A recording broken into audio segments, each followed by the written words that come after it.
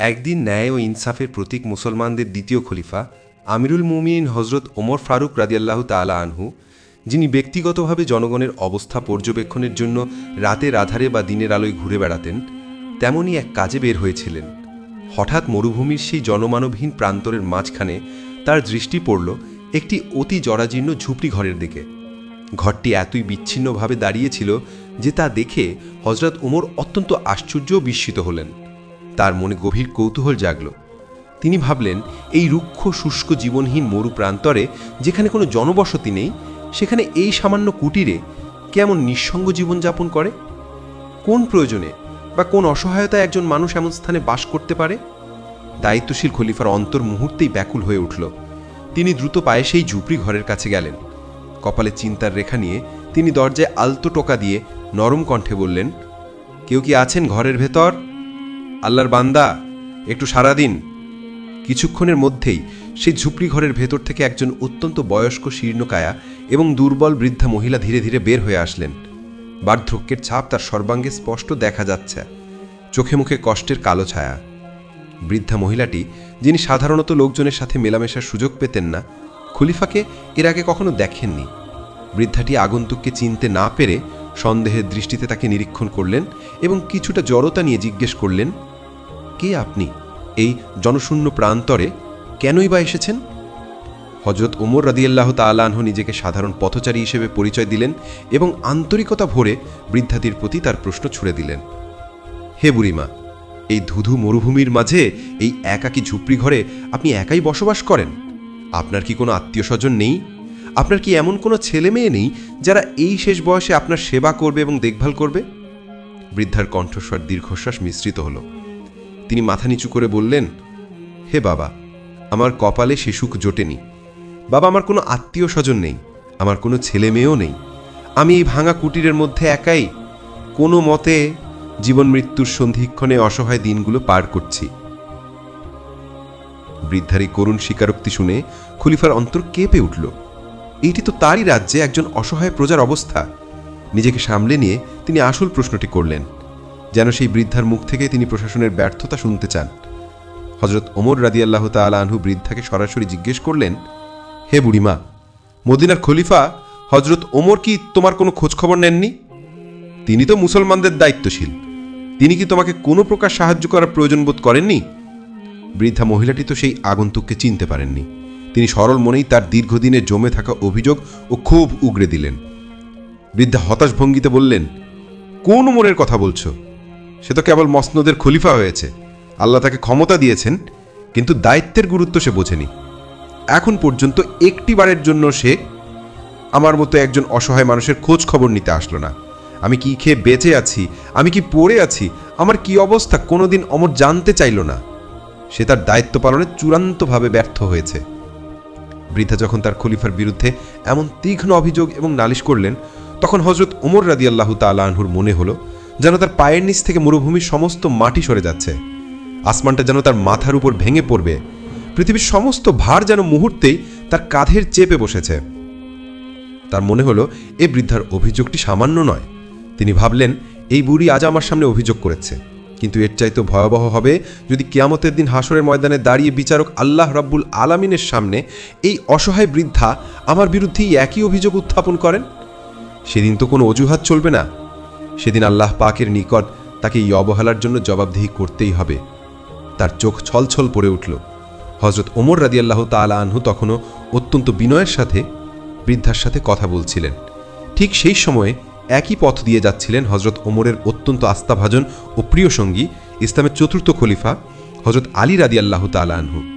দূর থেকে খলিফা হজরত ওমর রাদিয়াল্লাহু তাআলা আনহুকে এমন নির্জন স্থানে একজন বৃদ্ধার সাথে গভীর মনোযোগের সাথে কথা বলতে দেখে হজরত আলী রাদিয়াল্লাহু তাআলা আনহু কিছুটা আশ্চর্য হলেন।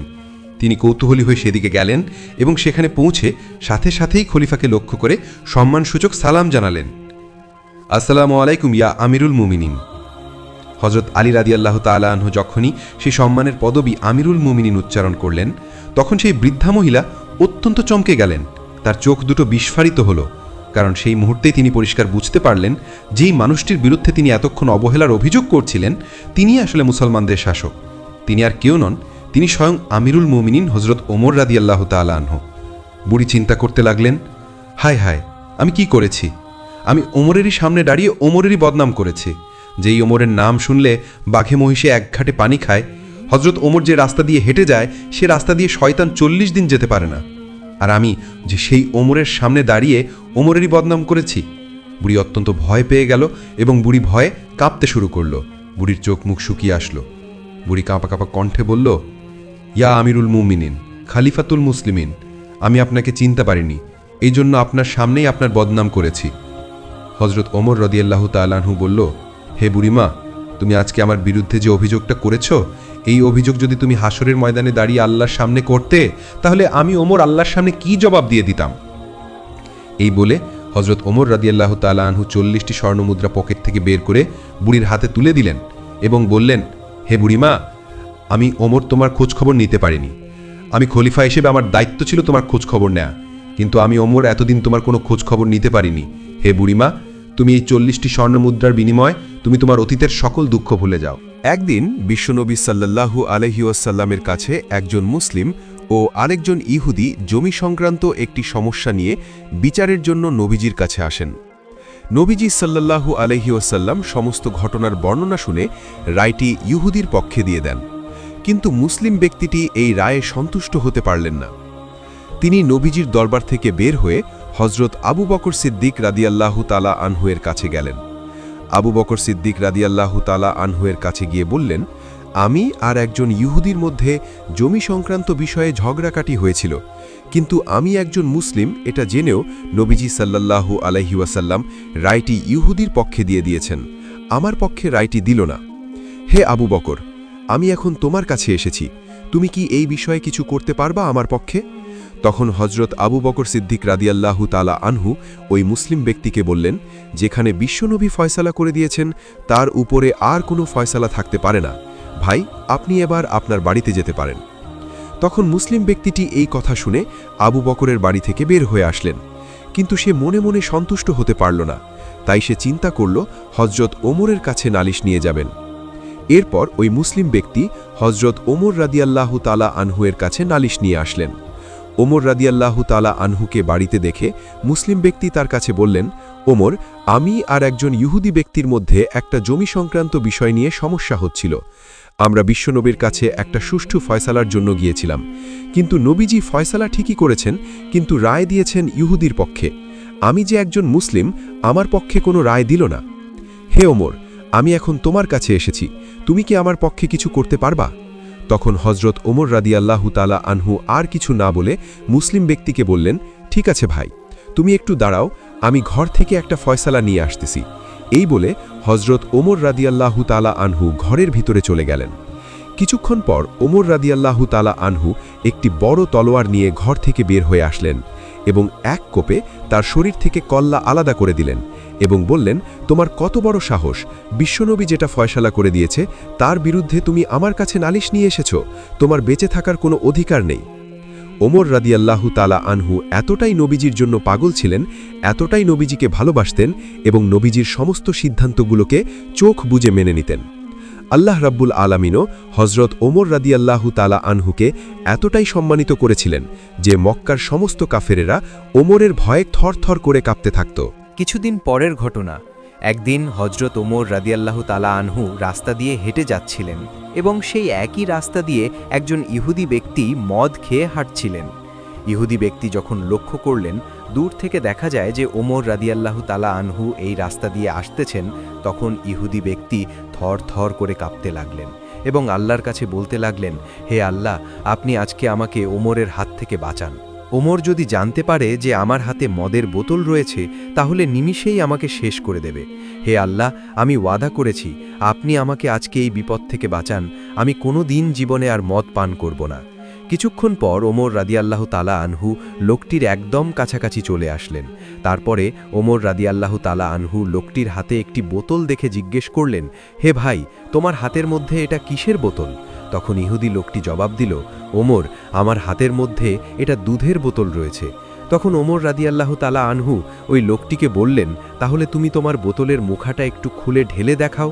তখন ওই ইহুদি ব্যক্তি ভয়ে থর থর করে কাঁপতে লাগলেন এবং বোতলের মুখাটা খুলে যখন মাটির মধ্যে ওই ভিতরের পানিগুলো ফেলতে লাগলেন তখন টাটকা দুধ ভিতর থেকে বের হয়ে আসছিল। সুবহানাল্লাহ, সুবহানাল্লাহ। একদা রোমের বাদশাহ হিরাক্লিয়াস তার সভায় বসেছিলেন। হঠাৎ তার মনে একটি প্রশ্ন জাগল। তিনি সভাসদদের জিজ্ঞাসা করলেন, হে আমার প্রজাগণ, তোমরা কি আমাকে একটি সংবাদ দিতে পারবে? প্রজারা বলল, জি মহারাজ, আপনি বলুন। বাদশাহ বললেন, মুসলমানদের সাম্রাজ্য এত দ্রুত বিস্তৃত হচ্ছে, তাদের নেতা নিশ্চয় কোনো সাধারণ ব্যক্তি নন। তোমরা কি বলতে পারবে তাদের নেতা কেমন, তাদের সাফল্যের সূত্রটা কি? সভাসদেরা কেউই তার উত্তর দিতে পারল না, কিন্তু বাদশাহ এই রহস্য উদ্ঘাটন করতে চাইলেন। তিনি একজন দূতকে রাখলেন আর বললেন, তুমি এখনই মদিনায় যাও, মুসলমানদের নেতার আচার আচরণ, জীবনযাপন সব জেনে এসো। সে কিভাবে রাজ্য পরিচালনা করে সেটাও জানবে। বাদশার আদেশ পেয়ে দূত মদিনার দিকে রওনা হলো। তার সাথে ছিল একটি দ্রুতগামী ঘোড়া, তাই খুব কম সময়ে সে মদিনায় পৌঁছে গেল। মদিনায় পৌঁছে দূত যা দেখল তার জন্য সে মোটেও প্রস্তুত ছিল না। সে ভেবেছিল বিশাল রাজপ্রাসাদ দেখবে, হাজার হাজার প্রহরী দেখবে, কিন্তু সে দেখল মুসলিম সাম্রাজ্যের খলিফা হজরত ওমর রাদিয়াল্লাহু তাআলা আনহু সাধারণ পোশাকে একটি গাছের নিচে মাটিতে শুয়ে বিশ্রাম নিচ্ছেন। দূতের নিজের চোখে বিশ্বাস হচ্ছিল না। সে আশেপাশের লোকেদেরকে জিজ্ঞাসা করল, ইনি কি আপনাদের খলিফা? লোকেরা বলল, জি, ইনি অর্ধজাহানের খলিফা হজরত ওমর রাদিয়াল্লাহু তাআলা আনহু। দূত হতভম্ব হয়ে গেল। সে খলিফার সামনে গিয়ে বলল, হে খলিফা, আপনি ভয় পান নাকি? আপনার আশেপাশে কোনো প্রহরী নেই, এভাবে গাছের নিচে শুয়ে আছেন, যদি কোনো শত্রু এসে আক্রমণ করে? হজরত ওমর রাদিয়াল্লাহু তাআলা আনহু মুচকি হেসে বললেন, আমি জনগণের ওপর অত্যাচার করিনি, আমি ন্যায় বিচার প্রতিষ্ঠা করেছি। যারা ন্যায়ের পথে চলে তাদের প্রহরীর কোনো দরকার হয় না। এই কথা শুনে দূত আর কিছু না বলে নিজের রাজ্যে ফিরে গেল। দূত রাজ্যে ফিরে গিয়ে বাদশাহ হিরাক্লিয়াসকে বলল, হে বাদশাহ, আমি এমন এক সম্রাটের দেখা পেয়েছি যার নামে পুরো পৃথিবী কাঁপে, কিন্তু তিনি মাটির ওপর একটি গাছের নিচে শুয়ে বিশ্রাম নিচ্ছিলেন। তার কোনো রাজপ্রাসাদ আমি খুঁজে পাইনি। বাদশাহ অবাক হয়ে জিজ্ঞাসা করলেন, তুমি কি তার সাথে কথা বলেছিলে? দূত বলল, জি, তিনি বলেছেন তিনি ন্যায় বিচার প্রতিষ্ঠা করেছেন, তাই তার প্রহরীর প্রয়োজন নেই। বাদশাহ কিছুক্ষণ চুপ থেকে বললেন, এ নিশ্চয়ই কোনো মহাজ্ঞানী ব্যক্তি হবে, তার জ্ঞানের গভীরতা আমি পরীক্ষা করে দেখব। অতঃপর বাদশাহ পুনরায় দূতকে ডাকলেন, তার হাতে একটি চিঠি দিয়ে বললেন, এই চিঠিটি ওমরের হাতে দেবে, আর তাকে একটি প্রশ্ন করবে, আল্লাহ কোন জিনিস দেখেন না? সে যদি উত্তর দিতে পারে, আমরা মেনে নেব ইসলাম সত্য ধর্ম। দূত আবার মদিনার দিকে রওনা হলো। সে দেখল হজরত ওমর রাদিয়াল্লাহু তাআলা আনহু সভাসদের নিয়ে আলোচনা করছেন। হজরত ওমর রাদিয়াল্লাহু তাআলা আনহু দূতকে ডেকে বললেন, হে দূত, এবার কেন এসেছো? দূত সঙ্গে সঙ্গে বললেন, আসসালামু আলাইকুম ওয়া রাহমাতুল্লাহ। সালাম জানিয়ে বলল, হে অর্ধজাহানের বাদশাহ, রোমের বাদশাহ হিরাক্লিয়াস কয়েকটি প্রশ্ন পাঠিয়েছেন, আর একটি প্রশ্ন মুখে বলতে বলেছেন। আপনি উত্তর দিতে পারলে তিনি ইসলাম ধর্ম গ্রহণ করবেন। হজরত ওমর রাদিয়াল্লাহু তাআলা আনহু বললেন, তোমার প্রশ্নগুলো বলো। অতঃপর দূত একে একে প্রশ্ন করতে লাগল, এই পৃথিবীর কোন স্থানে সূর্যের আলো মাত্র একবারই পড়েছে? 2, কোন গাছ পানি ছাড়াই জন্মেছিল? 3, কোন বস্তুর মুখ আছে কিন্তু দেহ নেই? 4, কোন গাছের ছায়া 100 বছরেও শেষ হয় না? 5, হাত পা নেই কিন্তু সব সময় চলাফেরা করে এমন জিনিস কি? 6, জান্নাতে মানুষ খাবে কিন্তু প্রস্রাব পায়খানা হবে না, পৃথিবীতে এর উদাহরণ কি? 7, জান্নাতের তালা এবং চাবির আকৃতি কেমন? এরপর দূত বলল, বাদশাহ মুখে যে প্রশ্নটি করতে বলেছেন তা হল, আল্লাহ তাআলা তো সব কিছুই দেখেন, তো এমন কি আছে যা তিনি দেখেন না? আরেকটি প্রশ্ন, কুরআনে তো সব কিছুই আছে, এমন কি আছে যা কুরআনে নেই? শেষের প্রশ্নগুলো শুনে হজরত ওমর রাদিয়াল্লাহু তাআলা আনহু রেগে গেলেন। তিনি বললেন, সৃষ্টিকর্তা সম্পর্কে এমন কথা বলার সাহস তোমাকে কে দিয়েছে? দূত ক্ষমা চেয়ে বলল, এগুলো আমার কথা নয়, বাদশাহের প্রশ্ন। হজরত ওমর রাদিয়াল্লাহু তাআলা আনহু উপস্থিত সবাইকে জিজ্ঞাসা করলেন, তোমাদের মধ্যে কেউ কি এর উত্তর জানো? সবাই চুপ করে রইল। তখন একজন দাঁড়িয়ে বলল, হুজুর, এই প্রশ্নের উত্তর একমাত্র হজরত আলী রাদিয়াল্লাহু তাআলা আনহুই দিতে পারেন। অতঃপর সেই দূতকে হজরত আলী রাদিয়াল্লাহু তাআলা আনহুয়ের কাছে পাঠানো হলো। দূত হজরত আলী রাদিয়াল্লাহু তাআলা আনহুকে সব প্রশ্ন খুলে বলল। হজরত আলী রাদিয়াল্লাহু তাআলা আনহু এক এক করে উত্তর দিতে লাগলেন। তোমার প্রথম প্রশ্নের উত্তর হজরত মুসা আলাইহিসসালামের জন্য সমুদ্রের মাঝে যে রাস্তা তৈরি হয়েছিল সেখানে সূর্যের আলো মাত্র একবারই পড়েছিল। দ্বিতীয় প্রশ্নের উত্তর হজরত ইউনুস আলাইহিসসালাম মাছের পেট থেকে বের হওয়ার পর আল্লাহর রহমতে পানি ছাড়াই একটি লাউ গাছ জন্মেছিল। তৃতীয় প্রশ্নের উত্তর জাহান্নামের আগুন, যার মুখ আছে কিন্তু হাত পা নেই। চতুর্থ প্রশ্নের উত্তর জান্নাতের সাজারাতুত তওবা নামক এক বৃক্ষ, যার ছায়া 100 বছরেও শেষ হবে না। পঞ্চম প্রশ্নের উত্তর পানি, যার হাত পা নেই কিন্তু সর্বদা প্রবাহমান। ষষ্ঠ প্রশ্নের উত্তর শিশু যেমন মাতৃগর্ভে পানাহার করে কিন্তু তাদের প্রস্রাব পায়খানা হয় না, জান্নাতের উদাহরণটিও তেমনি। সপ্তম প্রশ্নের উত্তর জান্নাতের তালা হল শিরক আর চাবি হল তাওহীদের সাক্ষ্য। এবার তোমার বাদশাহের প্রশ্ন, আল্লাহ সুবহানাহু ওয়া তাআলা কি দেখেন না? শোনো হে দূত, আল্লাহ স্বপ্ন দেখেন না, কারণ তিনি কখনো ঘুমান না বা তন্দ্রাচ্ছন্ন হন না। আর তোমার শেষ প্রশ্ন, পবিত্র কুরআনে কি নেই? পবিত্র কুরআনে মিথ্যা নেই। অতঃপর সেই দূত সব উত্তর শুনে অবাক হয়ে গেল। সে আলী রাদিয়াল্লাহু তাআলা আনহুকে সালাম জানিয়ে রাজ্যে ফিরে গেল এবং বাদশাহ হিরাক্লিয়াসকে সব খুলে বলল। বাদশাহ হতভম্ব হয়ে বললেন, মুসলিম শাসক আমার ধারণার থেকেও অধিক জ্ঞানী। যে মোহাম্মদ সাল্লাল্লাহু আলাইহি ওয়াসাল্লাম তাদের শিক্ষা দিয়েছেন তার ধর্ম মিথ্যা হতে পারে না। আমি লোকমুখে ঠিকই শুনেছি মোহাম্মদ জ্ঞানের শহর এবং আলী তার দরজা। হে লোকসকল, তোমরা শুনে রাখো, মোহাম্মদের ধর্মই একমাত্র সত্য ধর্ম এবং আমি সাক্ষ্য দিচ্ছি যে মোহাম্মদ সাল্লাল্লাহু আলাইহি ওয়াসাল্লাম আল্লাহর রাসূল। হজরত ওমর রাদিয়াল্লাহু তাআলা আনহু এর আরও একটি ঘটনা। হজরত ওমর রাদিয়াল্লাহু তাআলা আনহু হজরত মুহাম্মদ সাল্লাল্লাহু আলাইহি ওয়াসাল্লামকে অনুসরণ করে তালি লাগানো জামা পরতেন। যখন তিনি মুসলমানদের প্রাণকেন্দ্র বাইতুল মুকাদ্দাস জয় করার জন্য বের হয়েছিলেন, সে সময় তার পরিহিত জামায় 17টি তালি লাগানো ছিল।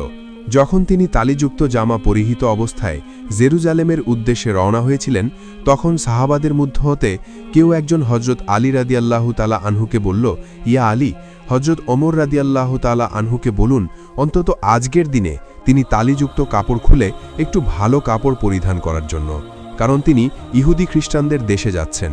তারা হয়তো আমিরুল মুমিনিনকে দেখে বিরূপ মন্তব্য করতে পারে। তারা তিরস্কার করে বলতে পারে যে মুসলমানগণ খলিফার জন্য একজোড়া ভালো কাপড়ের ব্যবস্থাও করতে পারেনি। আপনি খলিফাকে বুঝিয়ে বলুন। সাহাবাদের পীড়াপিড়িতে হজরত আলী রাদিয়াল্লাহু তাআলা আনহু কথাটি বলার জন্য হজরত ওমরের কাছে গেলেন, কিন্তু এমন কথা বলার সাহস পেলেন না তিনি, কারণ হজরত ওমর রাদিয়াল্লাহু তাআলা আনহু এমনিতেই গরম মেজাজের ছিলেন। তার ওপর এমন স্পর্শকাতর বিষয়ে মুখটাই বা খুলবেন কিভাবে? অনেক চেষ্টা করলেন, কিন্তু কোনোভাবেই বলতে পারলেন না। ফিরে এলেন সাহাবাদের কাছে এবং নিজের অপারগতা প্রকাশ করলেন। হজরত আলী রাদিয়াল্লাহু তাআলা আনহু বললেন, আমি যখন বলার জন্য তার কাছে গিয়েছি তখন কথা বলার শক্তি হারিয়ে ফেলেছি। এবার সাহাবাগণ পরামর্শ করলেন, তাহলে এই কথা খলিফার কাছে কে বলতে পারে? সকলেই খেয়াল পেশ করল হজরত আয়েশা রাদিয়াল্লাহু তাআলা আনহা এবং হজরত হাফসা রাদিয়াল্লাহু তাআলা আনহা বলতে পারবেন। তারা সকলে মিলে হজরত হাফসা রাদিয়াল্লাহু তাআলা আনহার কাছে গেলেন। হজরত হাফসা রাদিয়াল্লাহু তাআলা আনহা বললেন, আমি আল্লাহর রসুলের স্ত্রী এবং খলিফা ওমরের মেয়ে, কিন্তু আমার পিতাকে এই কথা বলার সাহস আমার নেই, আমি এ কথা বলতে পারবো না। তখন হজরত আয়েশা রাদিয়াল্লাহু তাআলা আনহা বললেন যে তিনি এ কথা হজরত ওমর রাদিয়াল্লাহু তাআলা আনহুকে বলতে পারবেন। সাহাবায়ে কেরাম হজরত আয়েশা রাদিয়াল্লাহু তাআলা আনহার কাছে দরখাস্ত করলেন। অতঃপর তিনি হজরত ওমর রাদিয়াল্লাহু তাআলা আনহুকে ডেকে পাঠালেন। হজরত ওমর রাদিয়াল্লাহু তাআলা আনহু হজরত আয়েশা রাদিয়াল্লাহু তাআলা আনহার পয়গাম পাওয়ার সাথে সাথেই উপস্থিত হলেন। ভারত উপমহাদেশের বিখ্যাত হাদিস বিশারদ শাহ ওয়ালিউল্লাহ মুহাদ্দেসে দেহলি রহমতুল্লাহি আলাইহি একটি গ্রন্থে লিখেছেন যে হজরত ওমর রাদিয়াল্লাহু তাআলা আনহু আম্মাজান আয়েশা রাদিয়াল্লাহু তাআলা আনহার সামনে দুজানু হয়ে বসে পড়লেন। আয়েশা রাদিয়াল্লাহু তাআলা আনহা বললেন, হে আমিরুল মুমিনিন, আপনি যেহেতু খ্রিস্টানদের রাজ্যে যাচ্ছেন, এই জন্য আপাতত এই তালিযুক্ত জামা পরিত্যাগ করে অন্য একটি ভালো জামা পরিধান করুন। আম্মাজান আয়েশা রাদিয়াল্লাহু তাআলা আনহার কথা শেষ হতে না হতেই খলিফাতুল মুসলিমিন কেঁদে ফেললেন। আয়েশাকে বললেন, আম্মা, আপনি কি আমাকে রসুল সাল্লাল্লাহু আলাইহি ওয়াসাল্লাম থেকে দূরে সরিয়ে দিতে চাচ্ছেন? আপনার কি রসুলের সাথে কাটানো সেই দিনগুলোর কথা মনে নেই, যে দিনের পর দিন নবীজি সাল্লাল্লাহু আলাইহি ওয়াসাল্লাম উপবাস থেকেছেন? 3 দিন পর্যন্ত নবীজি করিম সাল্লাল্লাহু আলাইহি ওয়াসাল্লামের চুলায় আগুন জ্বলেনি। হে আয়েশা, আপনার কি সেই দিনগুলোর কথা মনে নেই যে নবীজি করিম সাল্লাল্লাহু আলাইহি ওয়াসাল্লাম তালিযুক্ত কাপড় পরিধান করেছেন? আম্মাজান ওমর এই ছেঁড়া ফাটা তালিযুক্ত পোশাক পরে যে স্বাদ অনুভব করে তা বোঝানো সম্ভব নয়। আমি আর অন্য কিছুতেই এমন স্বাদ অনুভব করি না। সিরাতের কিতাবসমূহে লিপিবদ্ধ রয়েছে যে খলিফা হজরত ওমর রাদিয়াল্লাহু তাআলা আনহু যখন রসুল সাল্লাল্লাহু আলাইহি ওয়াসাল্লামের অস্বাচ্ছন্দ্যের কথা আলোচনা করতেন, তখন হজরত আয়েশা এবং হজরত হাফসা দুজনেই অঝরে কাঁদছিলেন। অতপর খলিফাতুল মুসলিমিন হজরত ওমর রাদিয়াল্লাহু তাআলা আনহু তালিযুক্ত কাপড় পরিধান করেই মুসলমানদের প্রাণকেন্দ্র বাইতুল মুকাদ্দাস বিজয় করার জন্য বের হন।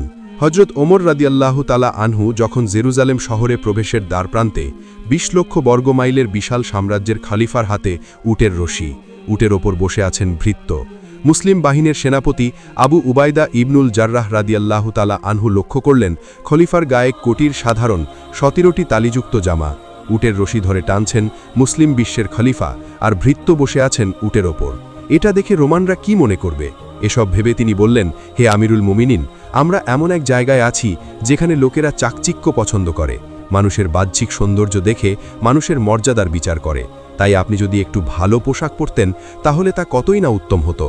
হজরত ওমর রাদিয়াল্লাহু তাআলা আনহু তখন আবু উবাইদা ইবনুল জাররাহ রাদিয়াল্লাহু তাআলা আনহুয়ের কথায় রেগে গেলেন, তার বুকে আঘাত করলেন আর বললেন, আমি তোমার পক্ষ থেকে এই কথাগুলো আশা করিনি। এরপর হজরত ওমর রাদিয়াল্লাহু তাআলা আনহু বলেন, আমরা হচ্ছি সেই জাতি যাদেরকে মহান আল্লাহ সুবহানাহু ওয়া তাআলা ইসলাম দ্বারা সম্মানিত করেছেন। আমরা যদি ইসলাম ছাড়া অন্য কোনো উপায়ে সম্মান খুঁজি তাহলে মহান আল্লাহ তাআলা আমাদের অপমানিত করবেন। প্রিয় দর্শক, এই ছিল আমাদের আজকের ভিডিও।